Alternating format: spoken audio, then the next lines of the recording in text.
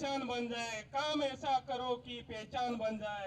यहाँ जिंदगी तो सभी जी लेते हैं, मगर जिंदगी जियो तो ऐसी कि राजस्थान विधानसभा में आदिवासियों की मिसाल बन जाए। बहुत बहुत धन्यवाद संचालक महोदय। आज का कार्यक्रम आयोजित कराने में जिन कार्यकर्ताओं ने सहयोग किया और आप सबसे मुझे मिलाने का अवसर दिया, मैं उनका बहुत बहुत धन्यवाद करूंगा। बाबा साहब अम्बेडकर जी की जन्म जयंती के अवसर पर हम सभी आज उनके विचारों को याद करने के लिए इकट्ठे हुए हैं। एक बार ऐसा लगता है कि नारा लगा दूं, आपकी आवाजों से पता लगे कि यहाँ बैठकर विचारों से कितने जिंदा हैं। बाबा साहब अम्बेडकर अमर रहे, बाबा साहब अम्बेडकर अमर रहे, और जय जय जय जय जय भीम। ठेठ ठाड़े आवाज थोड़ी कम आई है। आज हम बाबा साहब अम्बेडकर जी की जयंती नहीं, उनके विचारों को याद करने के लिए हम इकट्ठे हुए हैं। उनके विचारों को जब याद करने के लिए इकट्ठे हुए हैं तो बारी बारी से सभी ने अपनी समझ के अनुसार आप सबके बीच में बात रखी है, और हमने सबने पढ़ा है कि आजादी के बाद में इस देश को चलाने के लिए राजतंत्र को खत्म करके लोकतंत्र स्थापित करना था। लोकतंत्र स्थापित करने के लिए एक सुव्यवस्थित संविधान की जरूरत थी। हमने बाबा साहब की बात जब सुनी है, एक ऐसा बालक जिसको पढ़ने के लिए कक्षा में नहीं बैठाया दिया जाता था, प्यास लगती तो पानी नहीं छू सकता था। एक ऐसा बालक जो अगर स्कूल जाते हुए बैलगाड़ी में अगर उसकी जात का पता लग जाता तो उसे नीचे उतार दिया जाता था। उसके बाद भी मन में एक विचार थे कि ऐसा क्यों है, ये नियम और कायदे कानून किसके बनाए हुए हैं। और उसके बाद में वो बालक जब एक बार पानी धोकर घर जाता है, अपनी मां से पूछता है कि एक कक्षा के अंदर सभी बच्चों के साथ में अलग व्यवहार और मेरे साथ अलग होता है। उनकी मां कहती है, ये बड़े लोगों द्वारा बनाया हुआ संविधान है, विधान है, ये बड़े लोगों द्वारा बनाया हुआ विधान है कि जहां पर हमारी जाति नीची है इसलिए हमें जूतों के पास में बैठाया जाता है। बाबा साहब बड़े मासूमियत से पूछते हैं, ये बनाने वाले लोग कौन हैं, कहां से आया। तो उनकी मां पूछती कहती है, ये बनाने वाले लोग कुछ और हैं, और वो बताना चाहती है कि बनाने वालों ने जो बनाया है वो अलग विषय है, उसके अंदर ऊंच और नीच के दोनों अलग अलग पैदान हैं।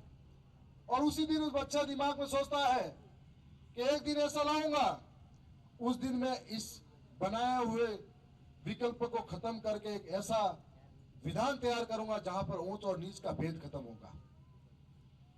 और अब जरा सोचो, जब बाबा साहब अम्बेडकर जी पढ़ते थे किन कठिन परिस्थितियों का सामना किया था, और उसके बाद में 32 से ज्यादा डिग्रियां, 8 से ज्यादा भाषाएं, 64 से ज्यादा विषय में पीएचडी कर चुके हैं।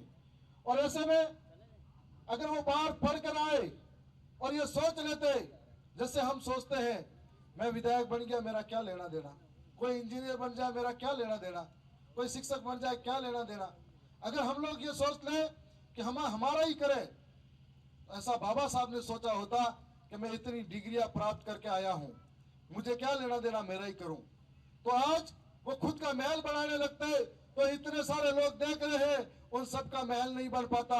इसलिए इतनी बड़ी सोच थी तो पूरे भारत को एक लिखित संविधान दिया जिसके माध्यम से हम हमारा महल खड़ा कर सकते हैं। आज हम लोग सोचेंगे कि बाबा साहब के बनाए हुए संविधान में लोग कहते हैं कि ये तो पढ़ा लिखे दूसरों के संविधान से उठाया है, लेकिन ऐसा नहीं था। हर एक देश के संविधान को पढ़ा गया, हर एक देश के संविधान को पढ़ने के बाद में यह तय हुआ कि कौन से संविधान की व्यवस्था को हम लोग हमारे भारत देश को सौंपी जा सकती है।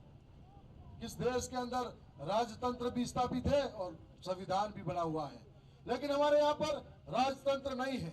और ऐसा संविधान हमको दिया जहाँ पर समानता का अधिकार है, समता का अधिकार है और हमारे मौलिक अधिकार दिए, ताकि हम लोग जीवन में रह सके, एक साथ सम्मान के साथ में पढ़ लिख सके, बोल सके। आज बाबा साहब की जयंती पर सीमित लोग ही इस अवसर को मना रहे हैं, सीमित लोग अवसर को मना रहे हैं। तब एक मन में ख्याल आता है, एक ऐसा विचारक जिसने पूरे देश को संविधान दिया, लोकतंत्र स्थापित करवाया और उन्हीं के संविधान से आज अदालतें चलती है, उन्हीं के संविधान से आज प्रधानमंत्री शपथ लेते हैं, उन्हीं के संविधान से आज महिलाओं को अधिकार मिले। फिर उनके विचारों को नफरती लोगों ने दलितों का नेता बता दिया और उसके बाद में आज भी उनके विचारों को लेकर सिर्फ दलित और आदिवासी और माइनॉरिटी के लोग मनाते हैं। ऐसे में हमको सोचना पड़ेगा कि बाबा साहब ने तो आज जो अधिकार दिए, यदि सर्वर्ण समाज के लोग भी सोचते हो और सुनते हो तो बताना चाहेंगे कि आज बाबा साहब का संविधान नहीं होता तो उनकी माता बहनें भी चूल्हे खोने तक होती। ये बाबा साहब का संविधान था जिसने हम सबको बराबरी पे लाए, महिलाओं को आगे लाने का काम किया।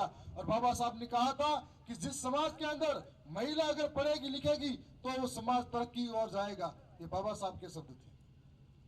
आज एक और बात सब सोचने आती है, हम सब ने बोला कि हम लोग जब दिवस मनाते हैं, पुरखों को याद करते हैं, चले जाते हैं, लेकिन जब दिवस मनाने का उद्देश्य ये होना चाहिए कि उनके विचार कितने मजबूत थे और विचारों के साथ में हम कितना चल पा रहे हैं। बाबा साहब ने किन कठिन परिस्थितियों के अंदर पढ़ाई लिखाई की, पढ़ाई लिखाई करने के बाद में इस देश के लिए क्या किया। तो आज हमारे जैसे नौजवान युवाओं की जिम्मेदारी है, यदि कोई शिक्षक है उसकी जिम्मेदारी है कि वो समाज में सिर्फ शिक्षा बच्चों को न पढ़ाकर कुरीतियां हैं, उन कुरीतियों को समाज में दूर करने वाली शिक्षा भी गांव गांव दे। यदि कोई इंजीनियर है तो ऐसा पुल तैयार करे जिससे सभी समाज के लोगों को फायदा हो। यदि कोई राजनेता है, चाहे वो विधायक हो या कोई और हो नेता, जो सभी को बराबरी का हक दिलाए, कोई ऊंचा नहीं कोई नीचा नहीं, हम बराबरी में बैठेंगे, ये बात करे, ऐसा हमारे साथ होना चाहिए। और आज बहुत सारे नौजवान युवा, उनके लिए भी एक प्रेरणा का विषय यह हो सकता है कि आज की तारीख में हमारे बहुत सारे लोग कहते हैं मेरे पिताजी कमजोर थे, आर्थिक रूप से मैं पढ़ाई नहीं कर पाया। बहुत सारे लोग कहते हैं कि मेरे पास इतना धन दौलत नहीं था, मैं शिक्षा से वंचित हो गया।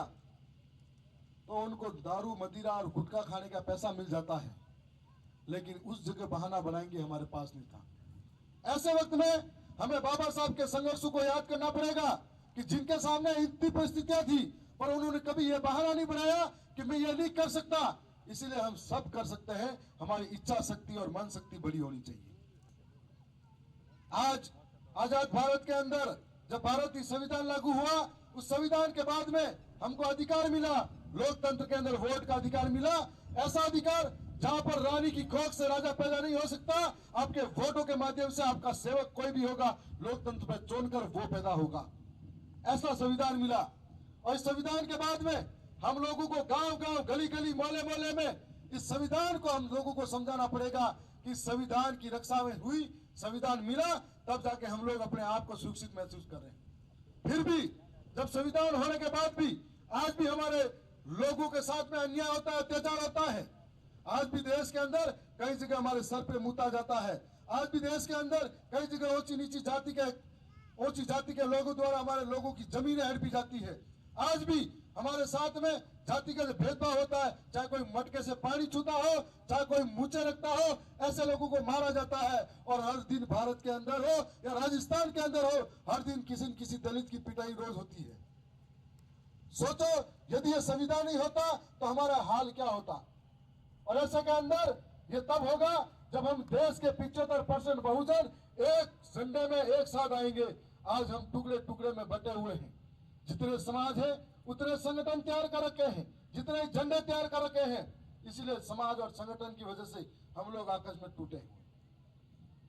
और आज हम लोग कहेंगे कि बाबा साहब ने संविधान दिया है, इस संविधान के माध्यम से हमारे आने वाली पीढ़ी को पढ़ाना है, लिखाना है, शिक्षित बनाना है। इसलिए कि बाबा साहब ने ये कहा था कि जो शिक्षा ग्रहण करेगा जो आगे बढ़ेगा। जो इसलिए कि मैं कहना चाहूंगा कि पढ़ाई हमारे समाज में इसलिए जरूरी है कि संवैधानिक अधिकार हमको तब मालूम होंगे जब हमारे घर में शिक्षा होगी। अन्याय अत्याचार से जब बचा जाएगा जब हमारे पास शिक्षा होगी। सरकार की योजनाएं तब हमारे पास लागू करवा पाएंगे जब हमारे पास शिक्षा होगी। जब हमारे पास शिक्षा नहीं होगी तो हम कैसे आगे बढ़ेंगे। और शिक्षा वह शेरनी का दूध है जिसे जो पिएगा वो दहाड़ेगा।